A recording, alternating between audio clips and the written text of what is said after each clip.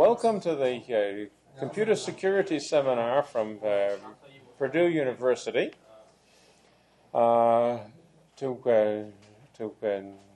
Today's speaker is from Colorado State University. She is Indrakshi Ray, and she will speak on an anonymous FairExchange e-commerce protocol. Thank you. Indrakshi. I'm Indrakshi Ray, and I joined Colorado State University in fall of 2001.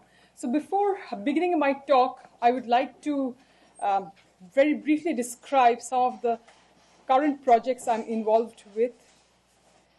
So my research spans the area of database systems, software engineering, and security.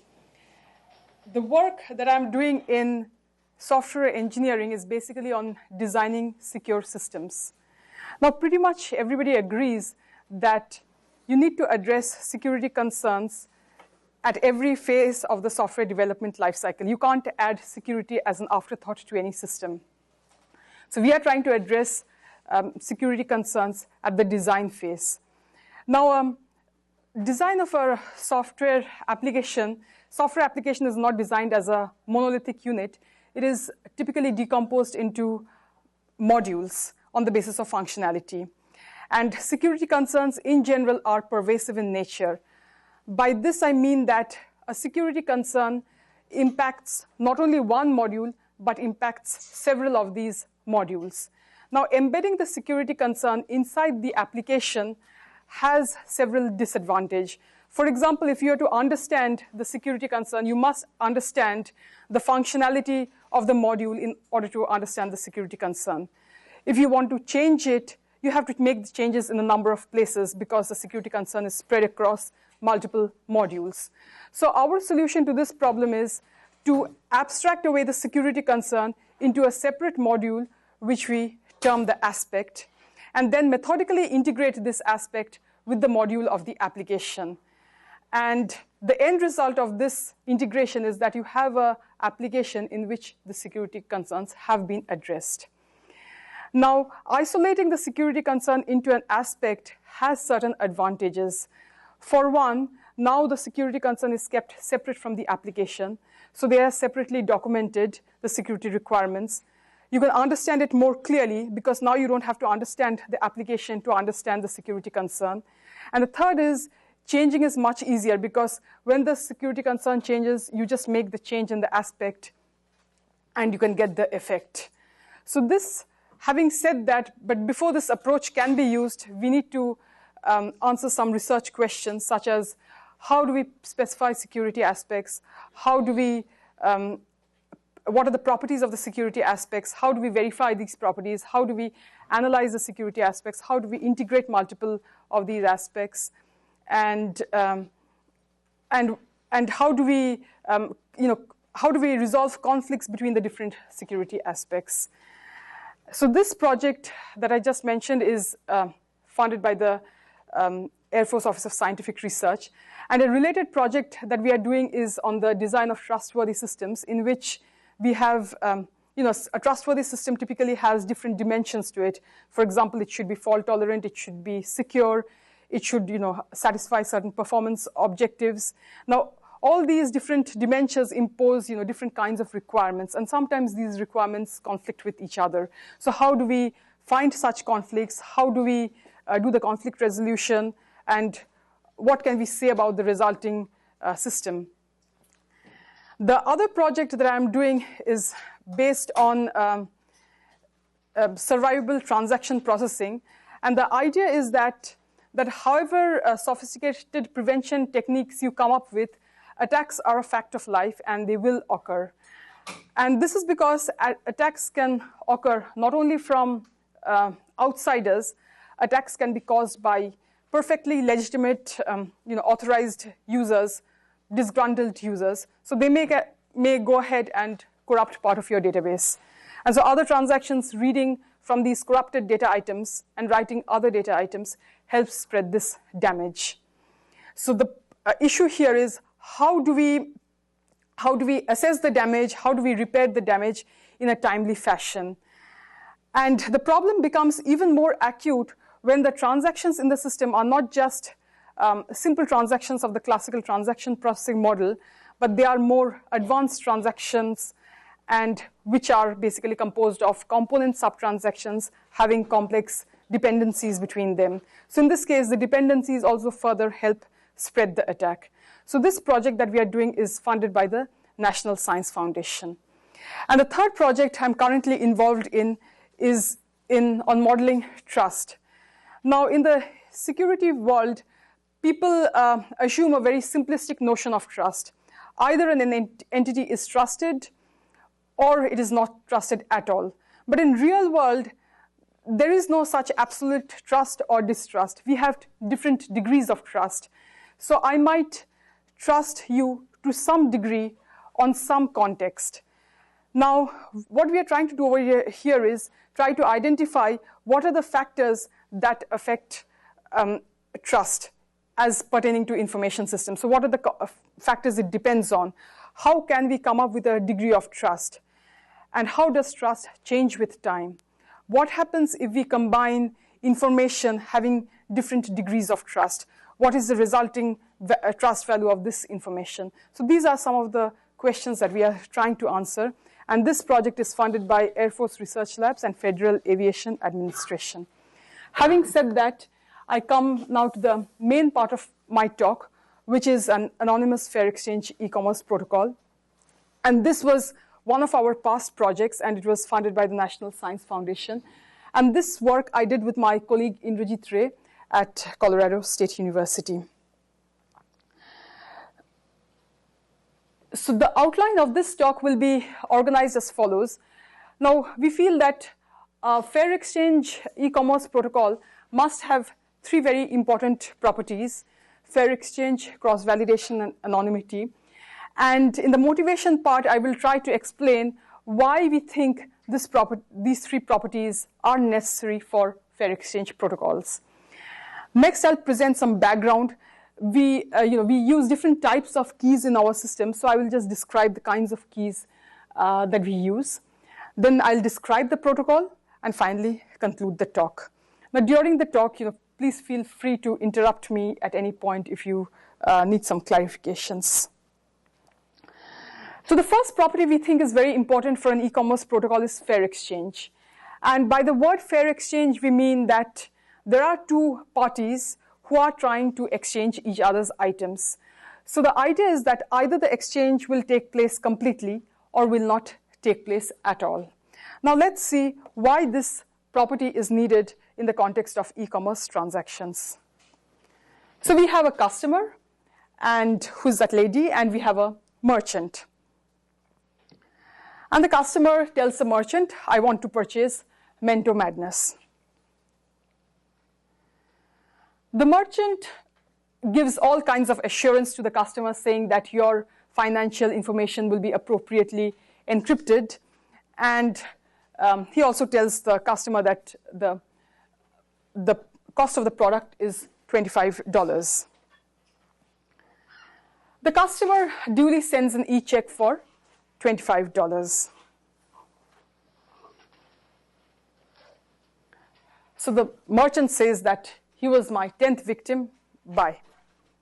So the customer, she goes ahead and complains. And the authorities say, tough luck, we can't trace him. So this situation is not very uncommon in an e-commerce transaction. So unlike the brick and mortar transaction, here the customer and the merchant, either of the two parties, can disappear without a trace. So in this particular example, the customer FairExchange was compromised. So the customer parted with his gifts, with his item, without receiving the merchant's item. So FairExchange was compromised. Now, so we feel that FairExchange is needed in an e-commerce transaction, and that will ensure that either both the parties receive each other's items or none do. Now, other researchers have also said that FairExchange is extremely important, And sometimes researchers have used different terms to explain the same concept. For example, Bao has used the term true fairness. Ashokan has used the term strong fair exchange. And some researchers have argued that it's too much to expect strong fair exchange or true fair exchange. What the e-commerce protocol can do is, during the execution, it can gather enough evidence during the protocol execution such that the wrongdoer can be brought to justice. So with the evidence, the honest party can prove his case in a court of law. Now, the dispute resolution is actually outside the scope of the protocol. And such protocols are termed as weak fair exchange protocols. Now, in our opinion, weak fair exchange is really not enough for e-commerce protocols. And the reason being that the e-commerce transactions might take place across international borders. And so if you say the dispute resolution, and dispute resolution in such cases is a non-trivial problem because different countries are governed by different laws. So what we want to do is that our protocol should ensure fair exchange always, by which we mean strong fair exchange.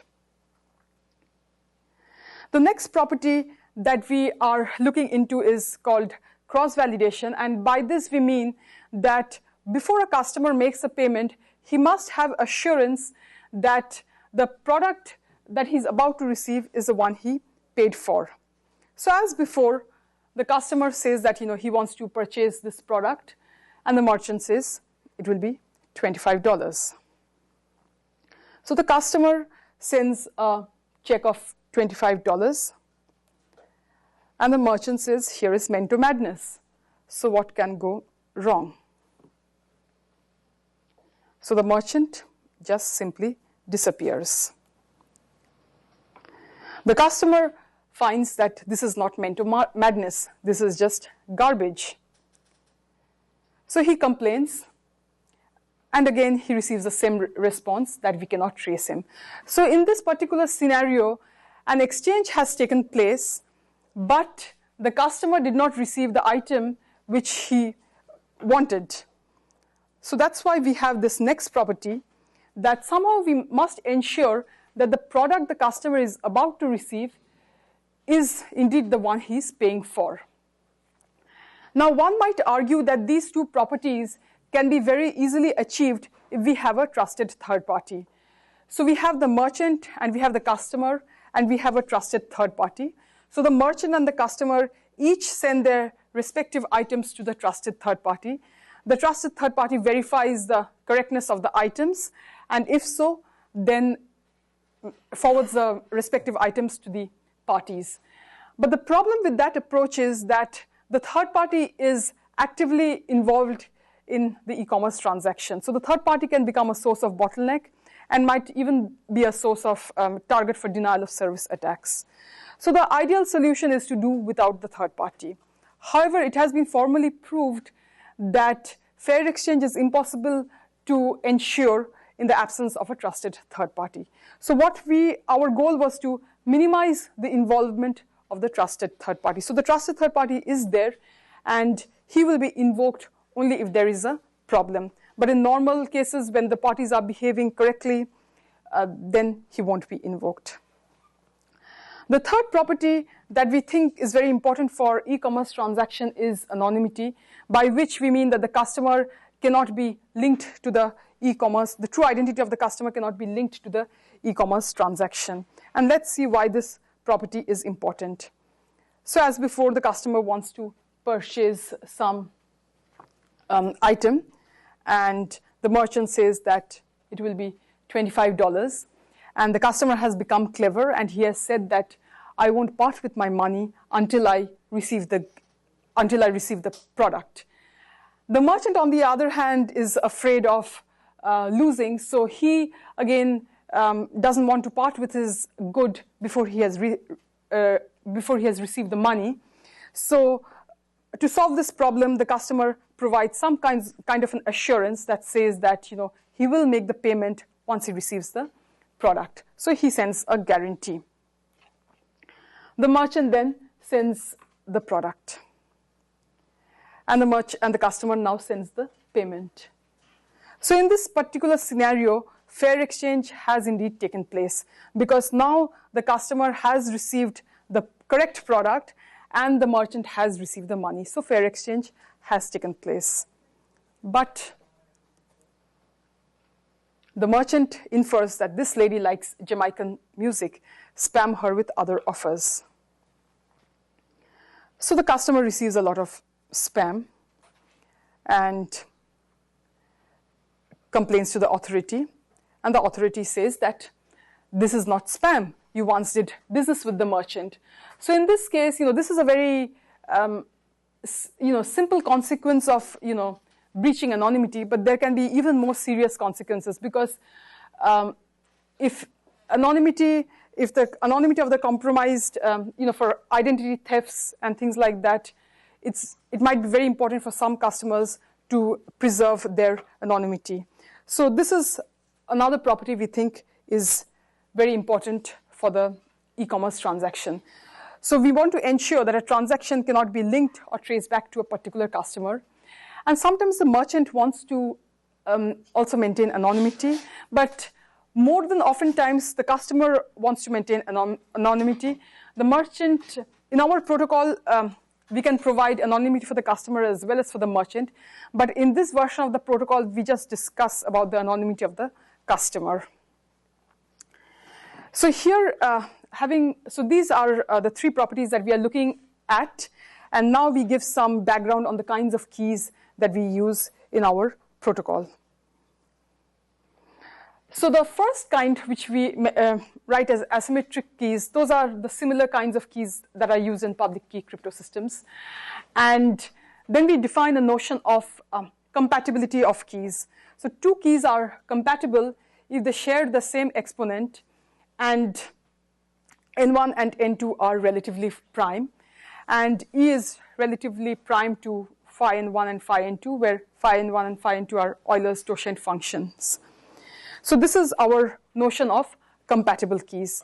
And based on the notion of compatible keys, we define what is known as the product key. So the product key, K1 cross K2, is defined as, so the exponent is E, and the modulus is N1 times N2. And the notation MKI means that M is encrypted with the key KI. And the nice property of the product key is that if you encrypt an item with the product key, you can decrypt it with any of the individual compatible keys. So in other words, if M is encrypted with K1 cross K2, you can decrypt it using either K1 inverse or K2 inverse. So that is one very important property of product key. And the other property is that when M is encrypted with K1 cross K2, and that is congruent to M hat K1 mod N1 only if M is equal to M hat. And this feature is used by the customer for product validation. So these are the only two different kinds of keys that we use in our protocol. And now we begin talking about the protocol in details. So we have, who are the actors? So we have the customer, and because the customer is interested in maintaining his anonymity, he assumes a pseudo identity C. Then we have the merchant, and in this version of the protocol, the merchant is not interested in maintaining his anonymity. And then we have the customer's bank, then we have the merchant's bank, and then we have a trusted third party, because fair exchange is impossible to ensure without the existence of a trusted third party. So these are the actors in our protocol. So if a merchant is interested in selling some of his product, he has to advertise with the third party. And so he sends, so the third party basically maintains a catalog of the products that the customers can buy.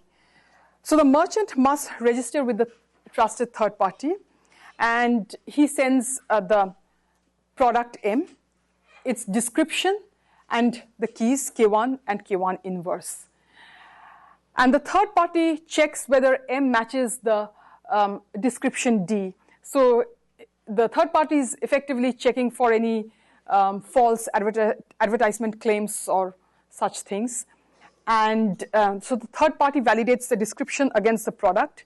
And if everything matches, he encrypts M with K1 and uploads MK1 to its own website. Now, this step is not part of the protocol execution because this is done every time the merchant wants to sell some item. So this is done maybe way before the actual e-commerce transaction. So it's done every once the merchant wants to advertise something new with the trusted third party. So the protocol effectively begins by the customer selecting the product that he wishes to purchase, and he downloads MK1. So MK1 means that M is encrypted with the key K1. And since the customer is interested in maintaining his anonymity, he generates a one-time public-private key pair, CI pub and CI private.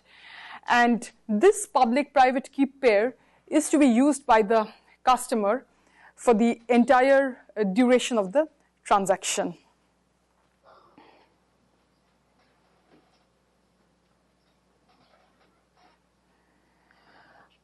So the customer, he gets in touch with the merchant and tells him that he is interested in buying the product which he's seen on the web. And so he sends the merchant a purchase order.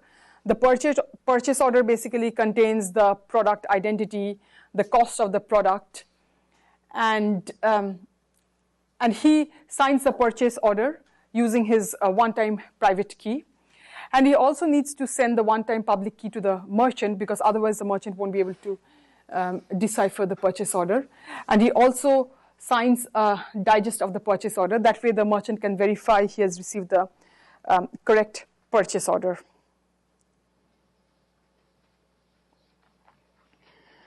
So the merchant looks at the purchase order, and if he also agrees on the terms of the purchase order, he countersigns the signed digest, and he takes the product M, and he encrypts it with the product key K1 cross K2. And he also needs to send the customer his account information because at the end of the e-commerce transaction, when the e-commerce transaction is completed, the merchant's bank account must be credited and the customer's bank account must be debited. Now, the merchant can send his account information in the clear, but the problem with that is that now the customer will know the bank of the merchant. And actually, the customer's bank will get an idea of who the merchant's bank is. And since the customer's bank knows the true identity of the customer's bank will then might collude with the merchant's bank and compromise the anonymity of the customer. So what the merchant provides is an encrypted account information. It just says that this particular encrypted account must be credited.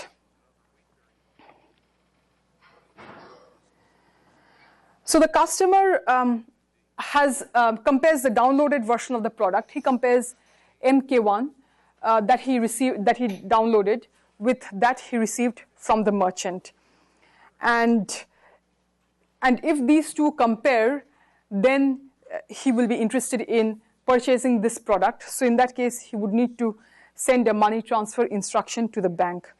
So he tells the bank that his account must be debited, the amount by which his account must be debited, and that this encrypted account must be credited by this amount.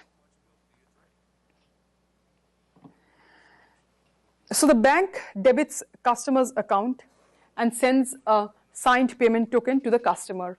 And the payment token contains information such as the encrypted account, which must be credited, the amount paid, and it also contains a nonce to prevent replay attacks. And the bank also sends a signed checksum of the payment token so that we have the assurance that the payment token was received correctly. So in this case, the customer's bank knows about the identity of the customer, but he is not told about the identity of the merchant's bank or the merchant. So this is done so that the customer's bank is not able to collude with the merchant or merchant's bank. Now the customer sends a signed payment token to the merchant, and the merchant in that case forwards it to its bank.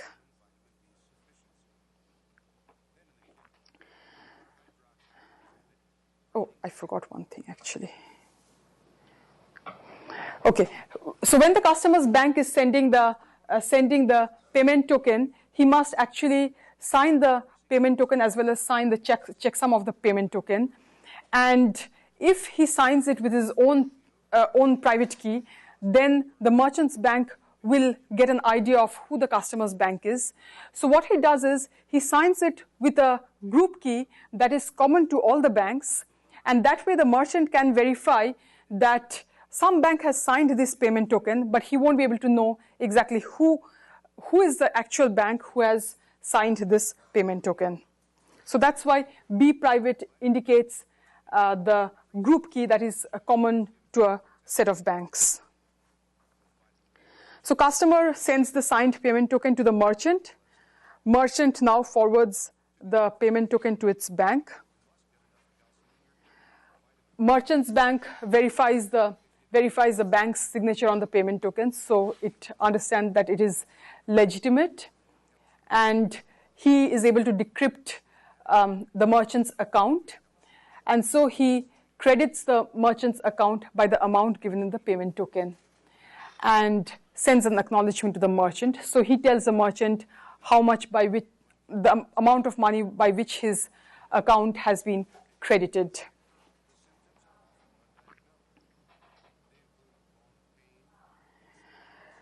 And the merchant, after receiving the acknowledgement from the bank, has assurance that he has received the correct payment. So in that case, what he does is he forwards the product decryption key to the customer, and the product decryption key is encrypted with the one-time public key of the customer, and the protocol ends here. So that is our e-commerce protocol, which ensures anonymity, CrossValidation, and FairExchange. So any questions at this point?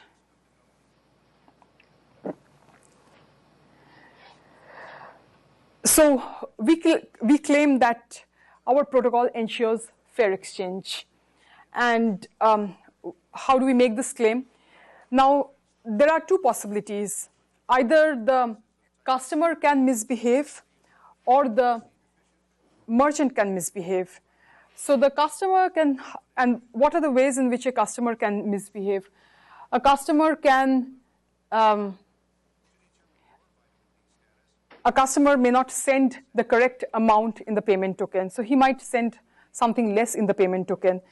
But in this case, if the customer does not send the proper amount in the payment token, the merchant bank will not have deposited the proper amount in his account.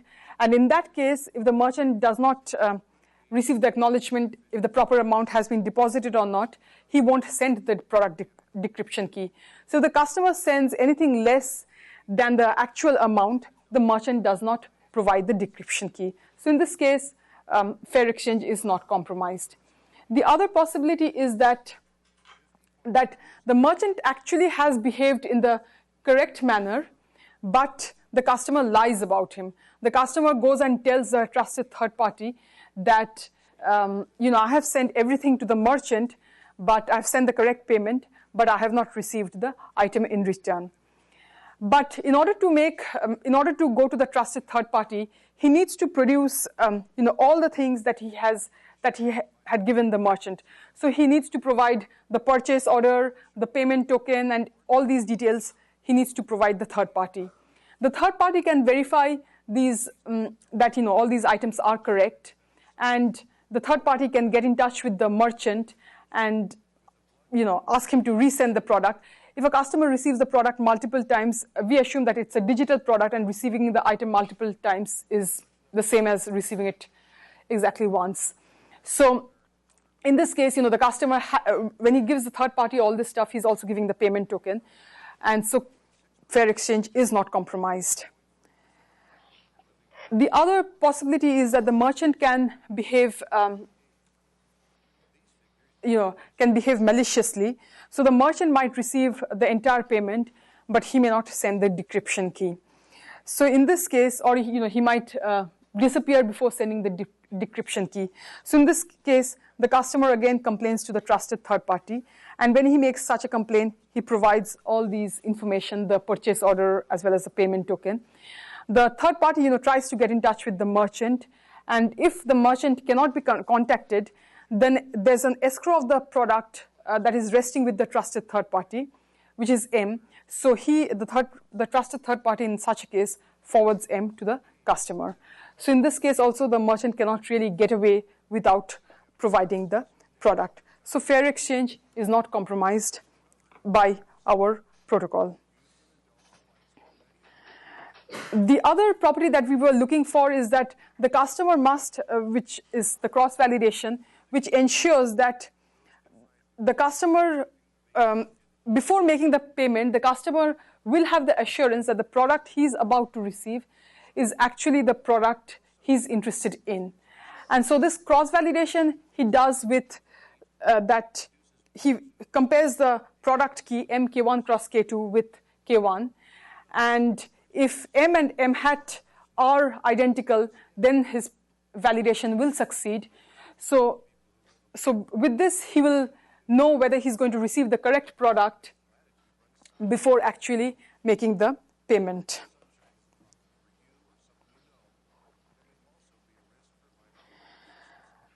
And the third property that we were interested in is analysis of anonymity. And here what we are trying to ensure is that no single party has enough information that can link the customer to the merchant or the customer to the transaction. And moreover, the parties cannot collude and get this information. So now in order for two parties to collude, they must know each other's identity, and they must also have some common piece of information pertaining to this particular transaction. And if we look at the information possessed by all the different parties, we see that it is not there. So we have so the leftmost column indicates all the information that are of interest, and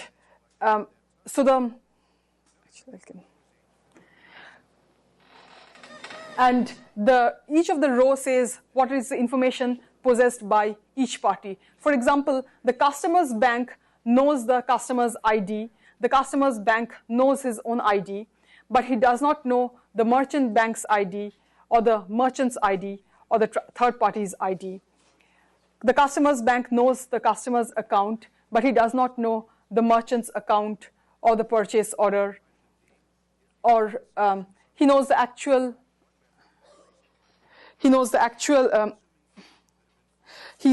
public key of the customer, but he doesn't know the one-time public key of the customer, and he knows about the payment token. Similarly, the merchant's bank doesn't know the customer's ID. There is some error here actually. He actually doesn't know customer's bank ID or customer's bank ID, because that the customer's bank has signed the payment token using a group key. So in that case, the second entry should be no. So in this case, if we analyze what are all the information known by the different parties, so we'll find that the merchant knows almost the maximum number of information, and the merchant knows the identity of the merchant's bank, so he can actually collude with the merchant's bank. And in this case, the merchant will not learn anything new from the merchant's bank, because the information possessed by merchant's bank is a subset of the information possessed by the merchant. Similarly, the merchant might know the third party's identity, and so he might collude with the trusted third party. But again, the information possessed by the third party is a subset of the information possessed by the merchant. So in this collusion, the merchant will learn nothing new. So the merchant can basically collude with merchant's bank as well as with the third party. And even if he does this collusion, he will not learn any new information, and he will not learn the customer's ID. So in this case, anonymity has been achieved. And so in this case, we have come up with a protocol that ensures fair exchange, cross-validation, and anonymity of the customer. And we have tried to minimize the use of the trusted third party. So the trusted third party is used only when something goes wrong.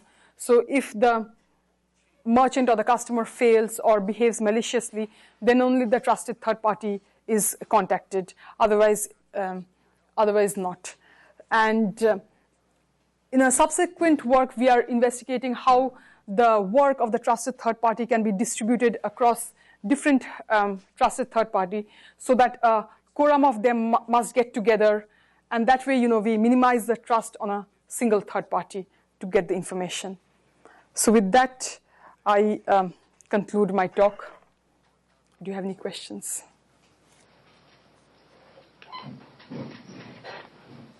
Yeah. So the banks are actually also third parties, and there's some trust in them. So, for example, what if the two banks are the same? Yeah, if the two banks are same, there might be, it might be compromised here. But if the two banks are co-located, then there might be. But if they are distinct, then, and this is a very, subtle issue actually, whether we should trust of course, if it's a Swiss bank, we will always, trust it. We know that they won't cause any anonymity breach. But otherwise also, banks are trusted to some account. And one might argue that even if you encrypt the bank account information, but ultimately at the clearinghouse, when it has to be physically transferred, through that, you can, get this information. But we have to assume that, the clearinghouse is trusted to some extent, and this information won't be revealed. So in the threat scenarios, technically the banks are not included, am I right? Yeah. So there was malice on the part of customer? Or the merchant. Okay. Yeah. Yeah. People looked at using in this area simultaneity technologies, like, when there's no third party, but we get what we're sending to each other at the same time. And also there are mechanisms for assuring that no party is sending garbage. Yeah. Like in simultaneous contract signing, but of course you cannot use simultaneous contract signing here, but something like that. Are you talking about gradual fair exchange where something you send like that, bit information? Yeah, but bit through the bit cannot be random because you keep the other party honest through oblivious transfer and all of that.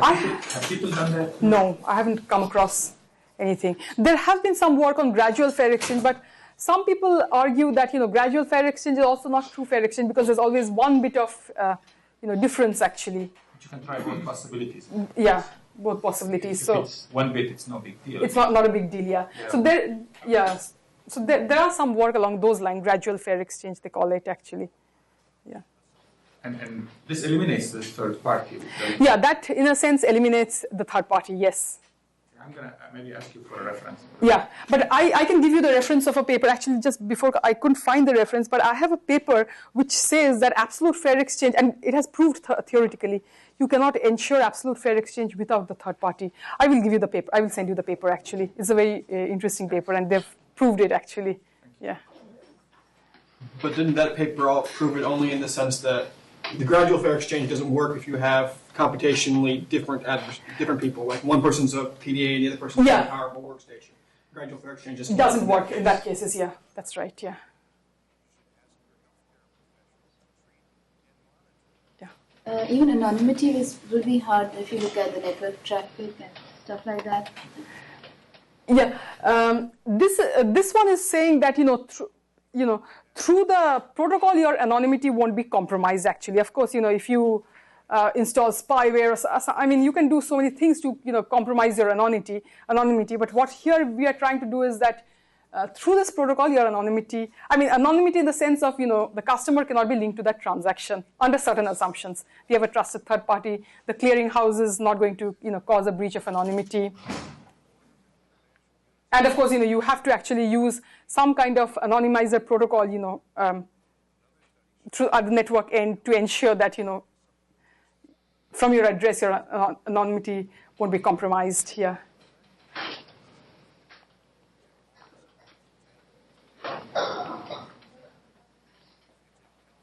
Any more questions?